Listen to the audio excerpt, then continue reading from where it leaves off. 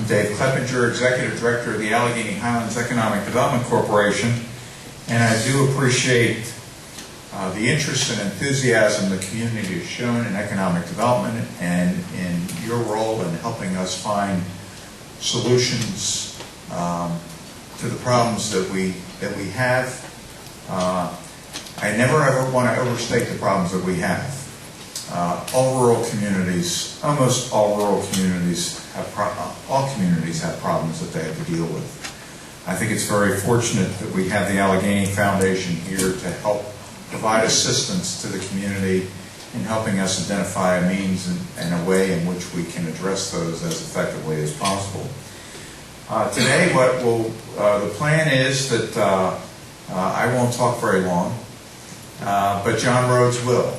And for those of you who were able to attend our first session in March, you can see why John Rhodes is such a great asset to this process. John is with Moran, Stahl & Boyer out of Florida. It's a firm that works with companies to help them find new locations to open up businesses or where they can locate or remain located to optimize profitability based on their location, analyzing all the features and that are necessary to be looked at in order to find the best site in the best community. And so firms like that have a very interesting and unique viewpoint when it comes to then helping communities optimize the effectiveness of their economic development approach and program, because they see lots of communities through the eyes of companies and know and understand why companies make the decisions that they make. John and I were just comparing notes. We're both 61, so we've been at this game a long time. John is an engineer, but more importantly, he's a senior principal with this firm. He's done a lot of work like this for communities. I know you've done work for Botetourt, for Augusta County. I know there are a few other, or a couple, Goochland County, City, Westmoreland, helping to understand how to move forward. And so today, John will speak for about 30 minutes, helping us focus on finding a vision. Welcome, John Rhodes. Many people look at vision differently, and many people will go after vision like with a vision statement, and I can guarantee you we're not going to do that today. I'm a very out-of-the-box engineer. In fact, that's probably why I'm not an engineer anymore, because I was a little too far out of the box. Today I'm going to take you to places you've never been, in a time you've never been. I hope you enjoy it, and with that, the only way I can describe for you what we can do with this community is to show you. And the only way I can show you is to take you. So if you hold on to your chair a little bit, I'm going to take you to September 25th, 2025, and it's now 5 o'clock in the afternoon. It's one of those really crisp fall days, not one of those warm spring days. The mountains are ablaze, and we've seen how beautiful it can be in the fall. And I don't mean to take away your summer on you. There's so much waiting to have spring to come, but it's important that we use the fall. You are now cruising down I-64 outside of Lexington, coming west towards the beautiful mountains of western Virginia. Look, there's a sign on the right, and it says Alleghany Highlands, a great place to live and to visit. And Teresa, about 2016, decided to put a QR tag on the sign so that when you drive by, you can hit it with your cell phone, and you can learn all about what's going on in the community that day. And she was the first one to do it in the country, and I thought it was pretty cool that she did that. So I want to give her credit for doing that. As we go down the road, a couple of exits, notice that our new industrial park, a beautiful sign that was put out. David Kleppinger did that. In fact, he stole from Teresa the idea of putting the QR on it. He put one on his sign too. So now the industry guys can go down the road hit it with their cell phone and learn all about the industrial sites that we have there. The park is about done now because Dave started about 2015, and for the next 2 to 3 years after that, he worked pretty aggressively, and the economy didn't do too bad at that point. We finally got out of a pretty sluggish economy. And the park is doing well. We have 1 empty building, and we have about 4 empty sites. Otherwise, it's full, and it's done just fine, thank you. Thank you, David. You did a great job. Oh, another thing that David did before he left is he set the groundwork, although this did happen after he retired.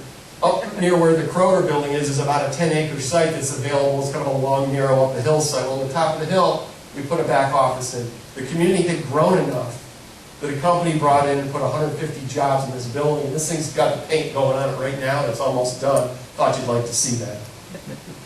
And oh, by the way, next door, the population continued to grow, so Kroger's decided to put a superstore in because they're looking a little shabby. That went in at about 2018. We're now down by the railroad station. An interesting thing, the train has stopped. It is now about 5 after 5, and I know the train comes a little before that, but at this point, it's the 5:05 coming in from DC, and about 70 people a weekend come into the community to spend the weekend because it's a very special place now. We now have 8 B&Bs. In fact, we still have our Pioneer B&B, the Red Lantern Inn. This is kind of an old faded picture because I took that back in 2013 on the 14th. But it's faded a little bit, but it's still a very beautiful place. And now they have done so well, and Joanne has worked so hard with other folks in the community. Now we have 8 B&Bs, and they're all doing very well, thank you. Clifton Ford School of Arts just kept on churning. They now have 8 or 9 major areas of arts that you can work on, and every weekend, one of the reasons these people are coming is they take seminars. And you can take it in glass, you can take it in painting, you can take it in basket weaving, and you can leave your project and you can come back and work on it the next weekend. But that has become a really big hit with the folks in DC. Can you imagine getting away from all the humdrum life of DC and coming and spending a weekend doing some arts? And when they're not doing the arts, they're going to one of our 2 theaters. About 2016, we really started to crank down and we got the Masonic Theater done. And that coupled with our outdoor theater, so now we have both indoor and outdoor, and we can spread that season throughout the year.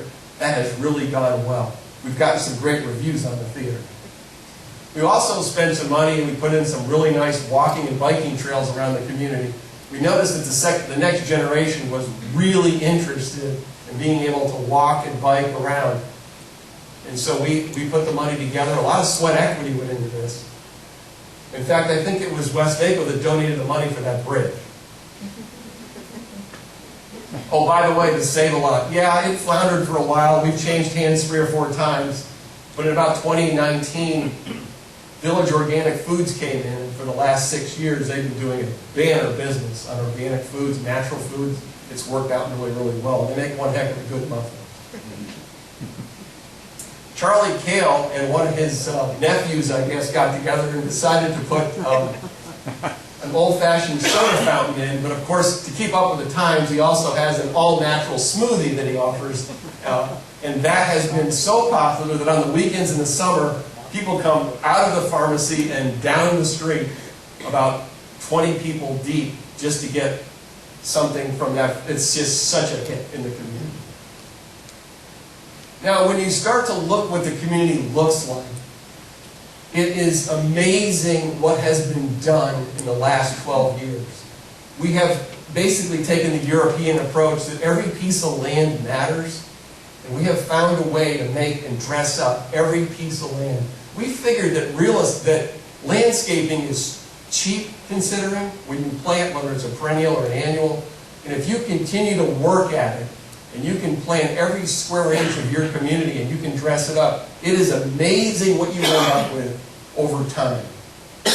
Now, the mayor and the city manager got together in Clifton Forge about 2012 or so, and they started this program going, and you look around, and I think if you were to go back in 2013, you'll see that it's doing pretty well. Well, they just kept pushing and pushing and pushing, and literally by about 2017, it was really good, and it's just been really good ever since. We also put in a large community vegetable garden. which has been a real hit with everybody. In fact, some of the folks that come from out of town have a little plot. We charge them a little bit more per square foot, but they like to come down and work on their vegetables on the weekend. And the landscaping team continued to grow. In fact, the only difference between 2013 and now was the pots just keep getting bigger and the plants just keep getting bigger. But we're real proud of our hanging plants along the different roads and streets along the county. What we did to dress up the town was we used flags, fences, landscaping, power washing, painting, and hard work. When we put all that together, we put together a community that is absolutely amazing as a destination. People just come here to enjoy the look. They know that half the homes in our community are on the National Register of Historic Places. And we have now matched the quality of the landscaping and the home with that kind of an aura of being on the National Register. Now we have a community that we are incredibly proud of. The college started a horticultural program about 2015. And they put in not only a formal garden, but they also put in a native Virginia plant garden, which has been a very big destination point for the folks. In fact, they offer both an online horticultural program and a come see. And part of the program is you have to come to the facility to work in the garden. And the college also, they had a new president that came in around 2013. Well, he got an idea and got that going. And we actually, over the next few years after that, got several four-year programs in, and they really got involved in some online learning. Some of the retired folks in the area that were business partnered with the college, and we now have a very, very well respected online business program. Younger families have started to come into the community. In fact, the Jacksons here, that's the grandson of some of the folks that were in the community before. A generation had left. They're back. And these folks are new to the community, but they've been coming down on the weekends, and they said, you know what, we love it so much, we're going to stay. And that is the litmus test of success, when the next generation wants to come home, wants to come back, or just wants to stay.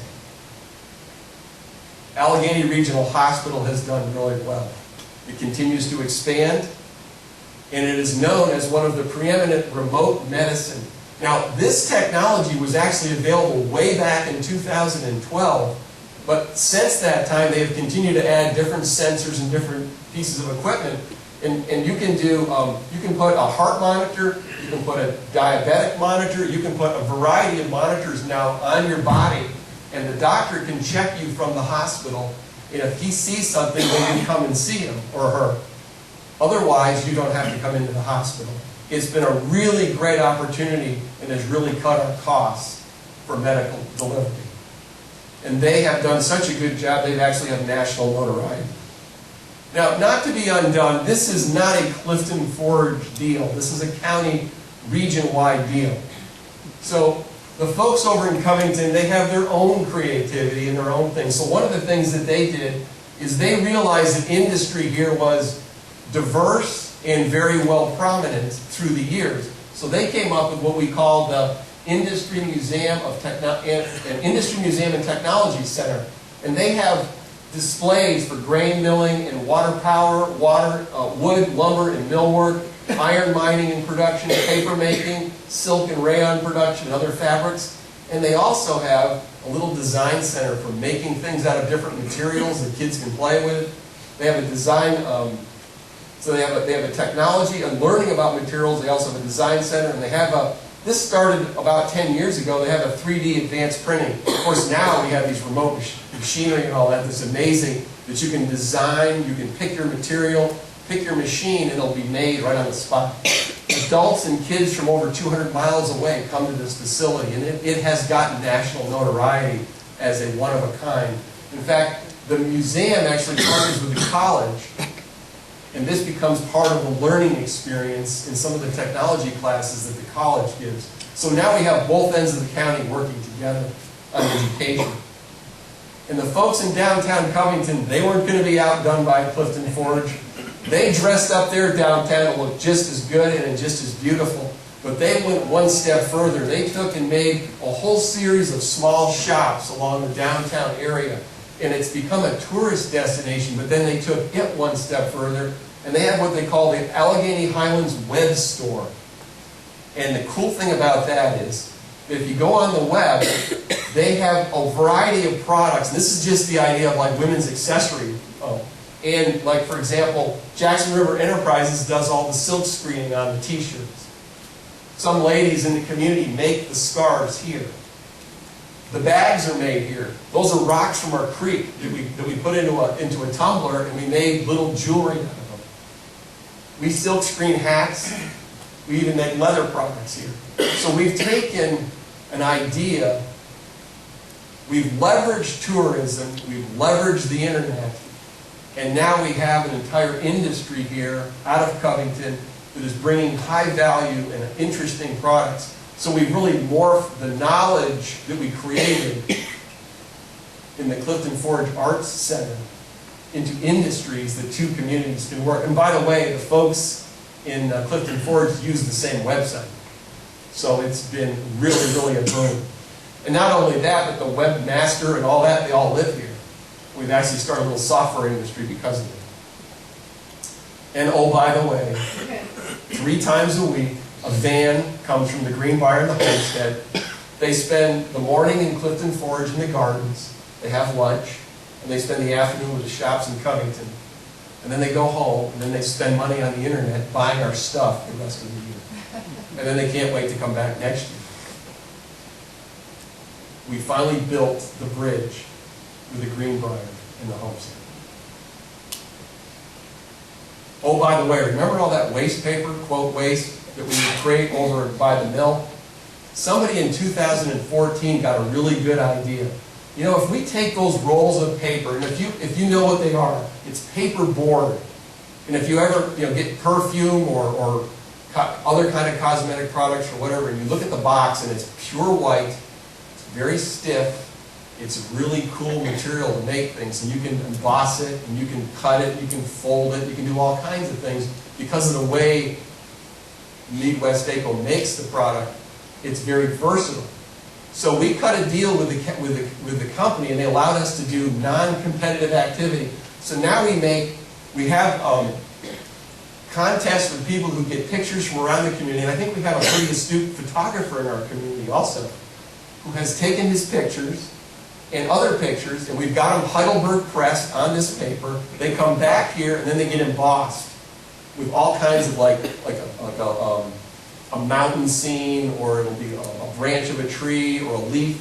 So we have these embossed pictures that are like world class and world renowned. We make these really cool placemats. They make these square plates with organic features in the middle. And of course we have a full line of model planes for our industrial museum. Kids love to look at how the machinery works. They design the planes. We get the cutting done here in the machine shops. They make them here and they sell them all over the world on the internet. So what we did is we took a quote waste product and we've now made an entire industry of it. All right, now we need to come back. That's as far as I can take you. There's so much more to show you, but we don't have enough time.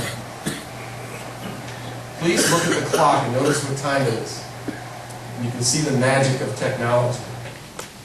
It is now 11:50 a.m. What did I guess that one right? I've had to turn the handle back to the present. We're now back to 11:50.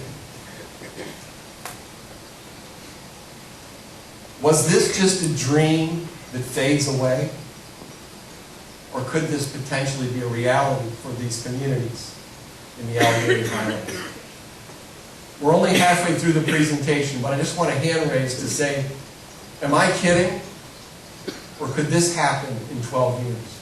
If you think there's a chance that something like this could happen in 12 years, raise your hand. I guess if you didn't think so, you probably wouldn't be here. And for those that didn't raise their hand, I'll have you raising your hand by the next 20 slides. We're going to spend a little bit of time and define what a quaint, cool, and accessible community is. And these are the things that the baby boomers' children and grandchildren are looking for in the community. Now I want you to look at these lists and tell me which ones we don't have or can't have. Can we have a unique location that has local history, water, mountains, or other attributes? That's one of those, oh my gosh, we got them all. Can you potentially have a number of well-kept homes with authentic paint colors, landscaping, gardens, and flags? That's just a little bit of elbow grease. Can we have an attractive and vital Main Street? We already have an attractive and vital Main Street. We're just going to make it better. Legal and implied covenants for maintaining yards, parks, and neighborhoods. Can we do that? We'll do that. What is a cool community? A cool community has outdoor cafes, a cyber cafe, a coffee shop, a bakery, muffins and all that. We will or almost have all those. Unique and high quality restaurants. You definitely have unique. The quality is definitely getting better every day. We're going to be there. Music and sporting events. Need I say more? Trails, parks, gym, and other places for walking, biking, and exercise. Those are coming. Houses that are lofts, old houses. We've got plenty of old houses for you. Unique structures. We've got plenty of those. We've got that. Good internet access to home and work in a small area. Boutique shopping. We're going to get that. We're going to work towards that. Now, what do we have that is accessible to basics? Do we have access to groceries, clothing, pharmacy, hardware? We have one of the largest hardware stores in Virginia in our backyard. We have a grocery store, but it's going to be a super center in about 6 years. Transportation. We're not next to a regional airport, or we're an hour away or so. We have an interstate. We have healthcare services. We have primary. We're broaching regional. We certainly don't have the tertiary and quaternary, but we're close.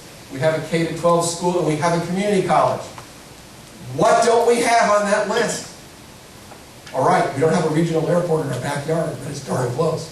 There's nothing else on that list that we don't have.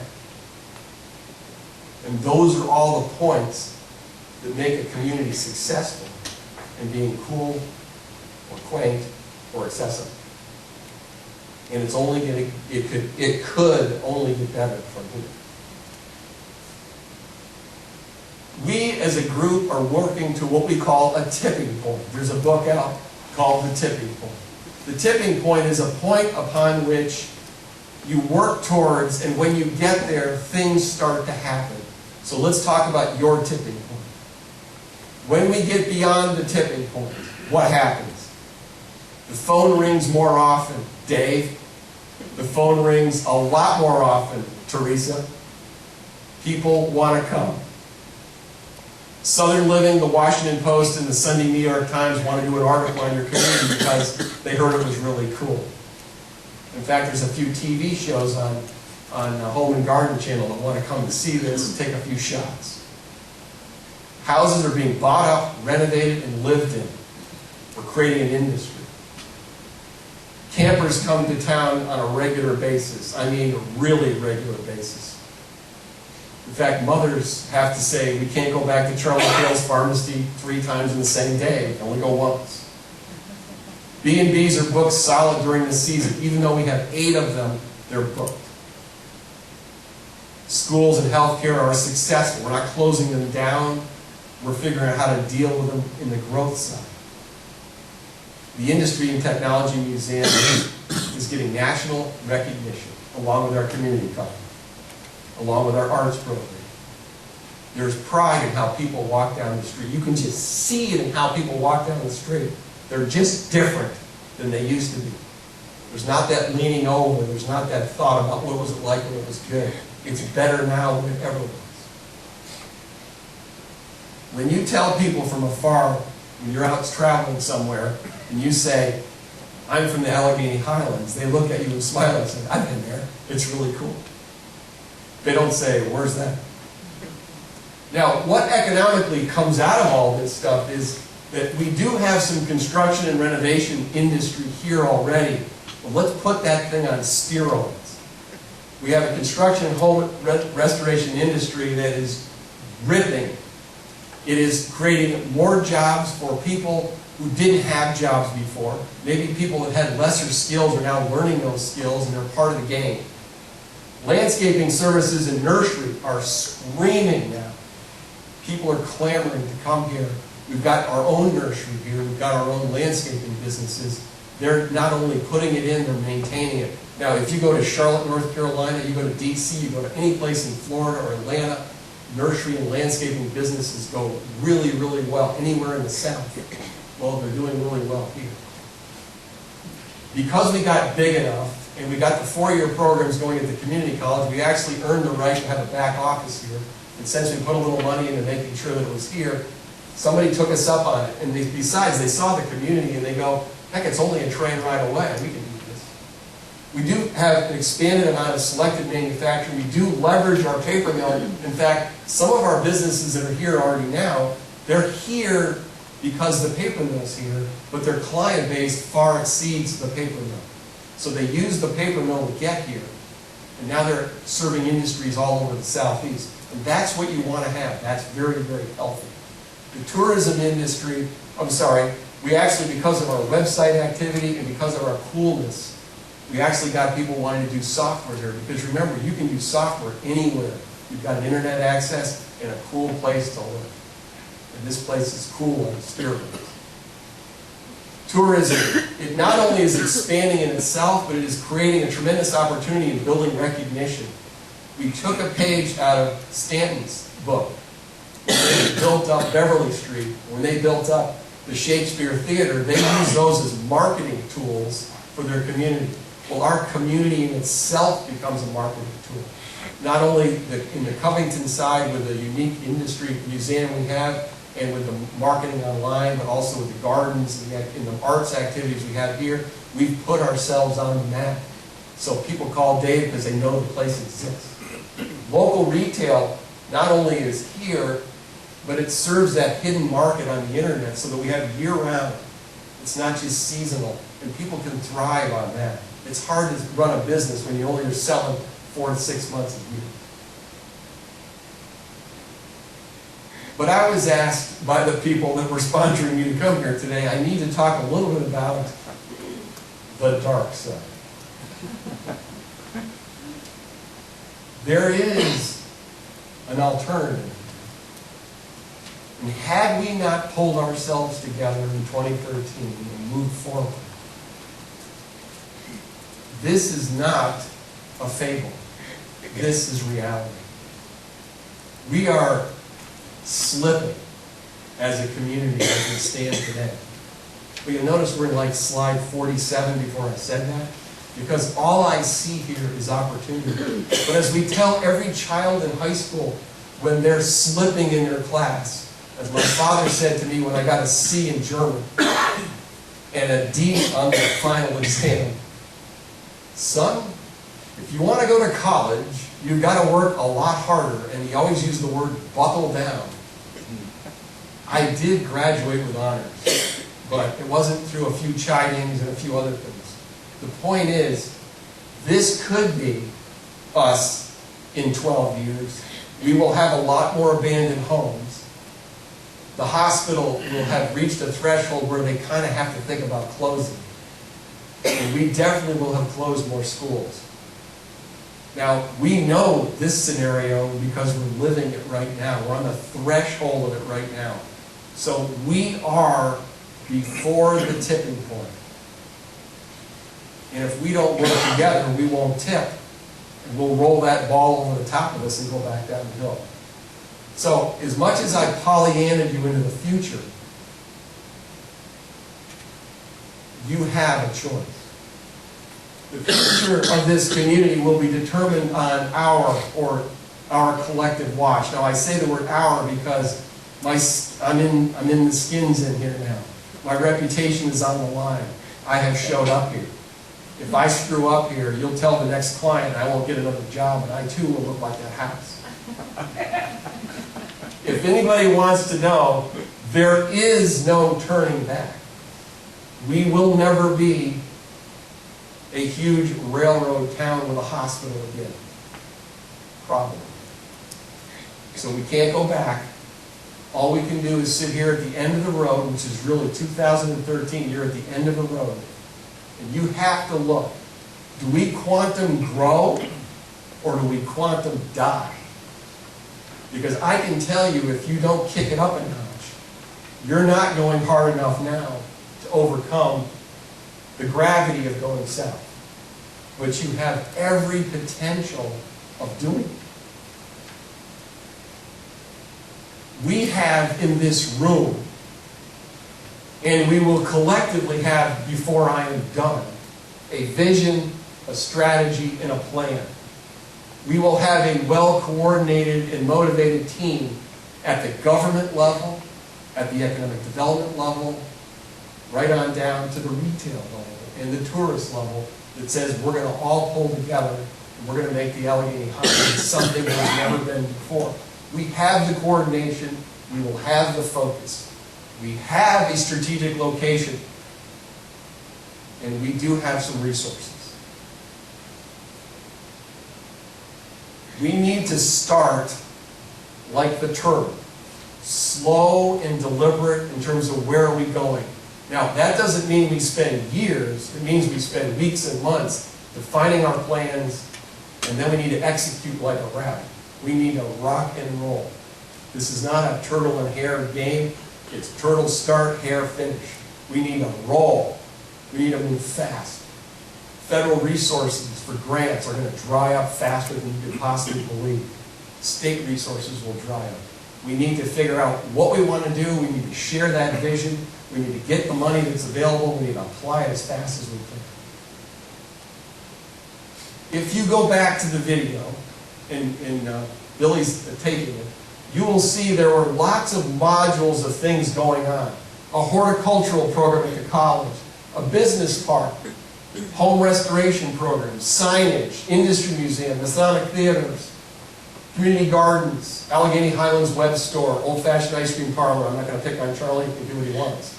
Paper products opportunity, rural medicine, Kroger comes, natural foods. There are some things on this list that we can deal with on our own. There's some things we can't force Kroger to put a super center in, but we can perform so that they will in the future. So the point is that depending upon where you are in growth and population and the level of visitors, there's some things that won't come until you get a little bigger or the traffic gets a little more. So let's start where we can start. Now, I'm not telling you that this is the exact order that you can have, but I can tell you we can do home restorations today. Nobody's going to get in your way. We can do community gardens and park because you're already doing that. We can create some signage. We can continue to work on the Masonic Theater. We can consider this other museum. We can continue to work on our parks and utilities. Notice how I put utilities with the parks. Without the utilities, the park is a piece of dirt or rock and not any good to anybody. Structuring our approach. We need to define the ultimate vision. And part of what you're going to do today is based on a topic, you're going to look and define what you think that vision ought to be. Now, I have played with your head a little bit. We've had a little fun here today. I've given you some vision as I see it, but it needs to be a vision that you believe in. So therefore, you need to help define the vision of the topic that you work on. The second thing is we need to develop the key steps, the resources, and the timetable to realize the vision. This is the destination. That's the journey. And then don't forget the fact that you're all not going to get involved with something that goes on independently, because some things have to happen in order. So we need to identify the points of coordination with other initiatives. Whether the initiatives are part of this game or outside of this game, we've got to see where we are in the context. Now, the role that I'm playing in this, and if I'm allowed to continue to play it, is to help glue this thing together, put some structure to the whole thing, chase some things that you don't know how to get to. We'll get to that later. So let's talk about it really quick about the dots so that you'll have something to play with when you get to your meeting after you get your sandwich. Is that if you're going to do a home restoration super project, not only the fact we have a contractor in the room that knows how to do this stuff, which is good, but if you look at the professional guys that are in the community, and we can call them, well, we need another dot for the experts in here, but if the homeowner says, I want to play, now we need guidelines for this. We need to look at corridors that we want to start with. We need to look at some priorities here. We just can't turn this whole community into a restoration because we're not going to have enough money to restore every house here. or every facade for that matter. But once we set priorities, we say, we're going to do the blank street corridor this year. Anybody that wants to be in it and wants to work and play in it, kind of like Habitat for Humanity, homeowner in the middle. You got your local volunteers, you got some young adults that might want to work. Young adults like to get involved and do cool stuff, so we'll make it cool. We get the architects involved with Virginia Tech. This time we'll probably go to the landscape architects, and to some degree, the architects that are dealing with restoration. We get Highlands Hardware deeply involved in this.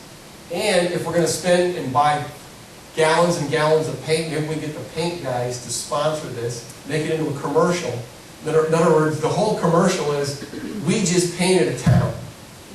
We painted Clifton Fork. And this is what we did. This could become a boon for a vendor in terms of marketing. So maybe they can ante up a little paint for us in order to do that. And then we need the Alleghany Foundation to some degree, and other foundations, to put a little seed money in on property. So maybe we do 6 properties a year, maybe we do 10. We paint the facade, we put some landscaping in, we put in a fence, and we put in plants that are Virginia-friendly plants that don't die or have to be watered every 5 minutes. And we do the first house, we do the second house. And by the time you've done about the 25th house, somebody's going to come off that train one Friday afternoon and go, you know what? I can do that. I'll hire the restoration guy. I want him to do it, and I'll pay for it. And then you've got the ball going downhill. Now, for those of you in Covington, or those of you who want to work on the shop store, you've got the small shops in the middle. In order to make that thing work, you need a webmaster to put that thing online. You need a small distribution center down in Covington. You're going to need a small sales fulfillment center. You're going to need some tourist support, because we've got to bring the tourists in to get this thing going, and then this will help tourism as it goes bigger. We get the Jackson River Enterprise folks involved in some of the work. We get other craftsmen involved. We put all those dots together. We get that thing going.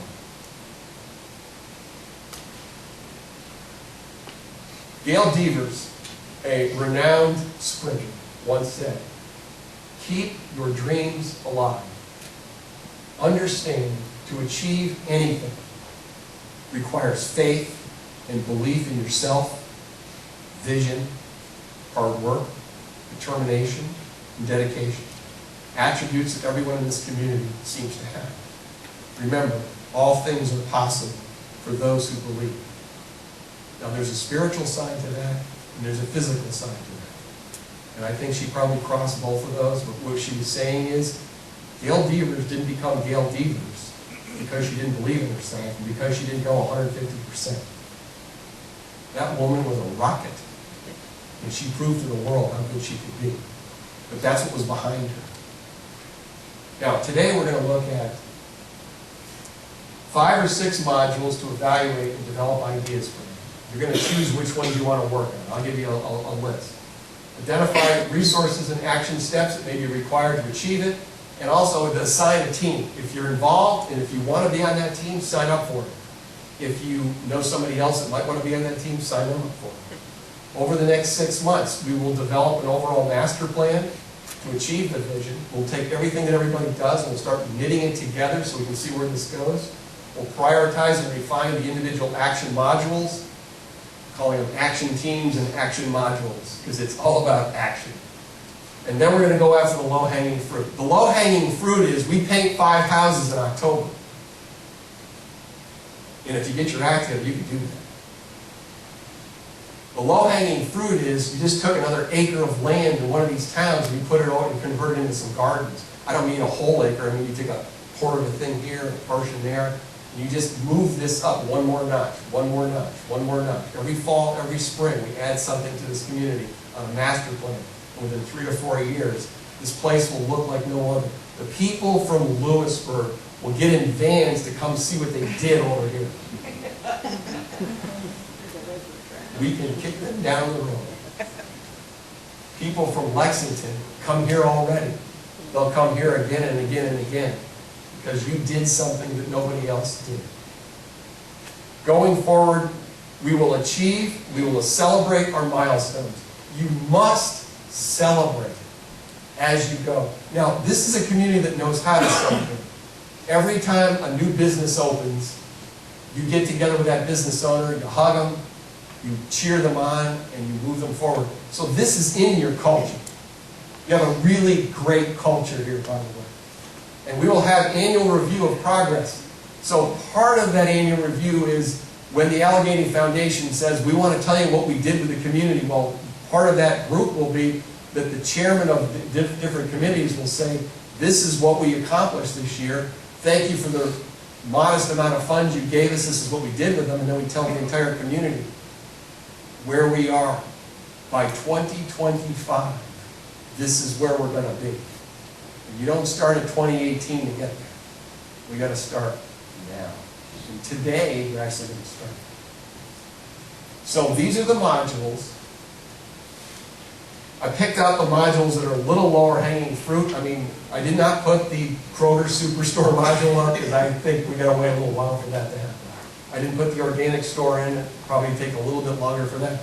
But if you're interested in something to do with home restorations, if you're interested in being part of the business park, which is identifying business park areas, identifying the challenges that we face, whether it's on the utility side or whether it means that the new piece of land we have that we haven't converted into a business park yet, what is the plan for that and how do we get that going? If you're interested in that part of the game, sign up for that. If you're interested in this industry museum or community gardens or the Highlands web store or the paper products company or whatever. So I'm going to go down the list, and if you're interested in one of these, we're going to pick 5 of these to work on today. I'm just going to take a trip on them and see where they go. If you're interested in home restorations, raise your hand. 1, 2, 3, 4, 5, 6, 7, 8, 9, 10, 11, 12, 13. Teresa, we got 13. If you're interested in business parks and utilities, I hope somebody, we got to do something up here. Okay, we got about 5. The industry museum that would be in Covington. Anybody interested in that at this point? 1, 2, about 5 on that. Community gardens and parks. Okay, we got about 10 on that. The Alleghany Highlands web store. Mr. Photographer. We got about 5 on that. The paper products company. All right. We got a few on that, but I'm going to be looking at that like a hawk. I think there's a really great potential there. All we have to do is convince Midwest Banco that it's a good idea to use their product and then find somebody to put that together. Anybody that's interested in the horticultural program here at the college, maybe what I'll do is that'll be the subset of what the garden group does, because that'll morph into that. So if you're interested in gardens, we'll pull this in. Signage around the community, including an interstate sign. All right, we got about 4 people on that. And then the Masonic Theater, I don't know how we're going to beat that too much, only because the Masonic Theater has a journey of its own. I don't know if we need to talk about it again today. I mean, I know you're all on that journey already, so we'll just leave it alone.